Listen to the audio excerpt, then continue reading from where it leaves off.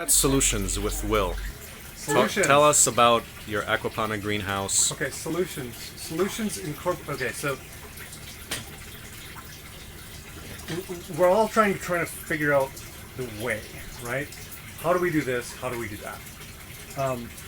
I've tried a multitude of different ways per se, and what I found to work the best is to figure out what the principles are that you need to apply. Because in dynamic systems like if you're building a tractor, you know the steel, you know the quality of the steel, you know what you're working with, right? You can replicate that almost anywhere because you can find exactly what you're working with and replicate it. When you're working with dynamic systems like fish and plants and water and materials and all the different things and the ways you can do things, you have to work based on principles because it's going to be different wherever you go.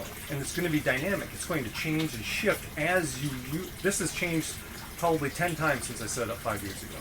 So the principles of it are sound, and I figured out what those are. And there are things like redundancy, so buffering, robustness, so you have a place where you can expand, modularity, being able to move plants from place to place, things like that. Those are the principles that I've figured out can apply anywhere. And if you work based upon principles rather than just on strict legalistic minutia, or try to work on that level, it won't work as well. It'll be a lot harder. Because not everybody's going to have a barrel like this to work from. You might be able to get one, but you might not. Or you might be able to get cedar wood like this, or you might not. Okay? So how you do things is less important than the principles that you base those on. Okay? So I don't want to beat that to death, but that's the basis for thinking about solutions and how we adapt to changing conditions. And dynamic systems like this. So what I want to do is give you a quick walkthrough of the system that I have and kind of touch on some of these principles. So first one is, this is where I usually start from when I show people. Underneath the floor here is the basis of our system. So I built and designed the system around ecological principles. So everything has an is analogous to an ecological system. The sump here represents an aquifer or underground water, right? Oh wow. And so from that perspective, we're taking the water there and we're going to pump it up into the sky. And the sky is up here. The sky is our water tower. And from there, we can then feed our precipitates, our water, over here. We can feed lines and our pressure to wherever we want. So it gives me that dynamic aspect of versatility, increases my what's the word? Buffering. So the bigger your system is, the more water you have, the better buffering you have. That's really, really critical. Give a kid a goldfish and start them out with that, and guess what? The goldfish will die within probably a month because it's a small, small space. There's not a lot of buffering. If something goes wrong, the fish is done. You've got a lot of water, it takes a long time for those changes, any changes to take place.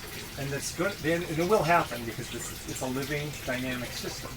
So if you increase your buffering by having a lot more water, so for example, having water in the water tower, as well as in the sump, as well as in other areas, helps create a lot more mass, create a lot more buffering for chemical changes and so forth. Temperature, pH, just a lot of parameters, nitrogen, just a lot of parameters that will affect the quality of the system. Yeah. So do you want to talk about some of the plumbing, like the flow as well? Yeah. Like that looks complicated to me. What's going on? Well, it's just returns from everywhere? Yeah, these are basically, it's actually simplified.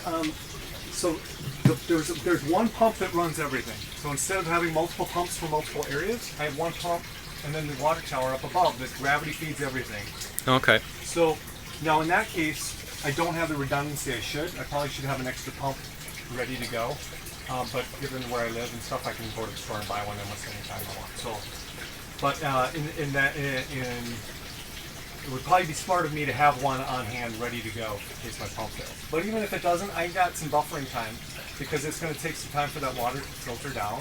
I've got water up there that can run down. I can slow my flow rates down. I can do other things to maximize or minimize the damage that could be caused by that.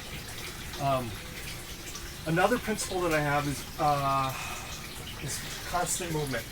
A lot of people do flood and drain systems, which are fine, but they add complication to the system. My system incorporates simple, constant movement. Same idea as nature. Things are always flowing from a state of up here to down here, and then recycling. And it's always in a constant state of flux.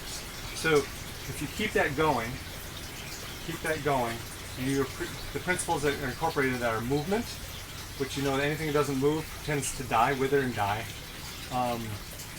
It allows for oxygenation of the water and gas exchange, so you get carbon dioxide leaving, and proper oxygenation of the water for the fish, plants, and everything else.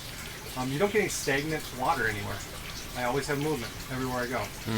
And that's true with all my basins. So if you look at my, this is like a settling basin over here. I put small fish in there with it. They stir it up, they help keep it moving. They keep things moving.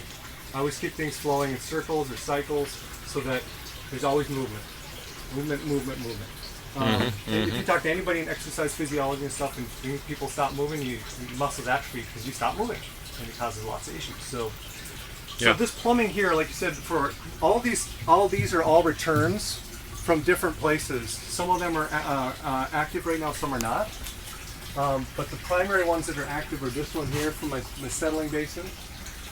This one is from outside, and this one is from the big tank outside as well. These two are inactive, those three are inactive right now. So this black pipe is the one pump. That's the feed. It feeds up to here to the water tower. Yep. And now I've got my feed lines here, and I've got lots of valves and things so that I can change pressures and flow.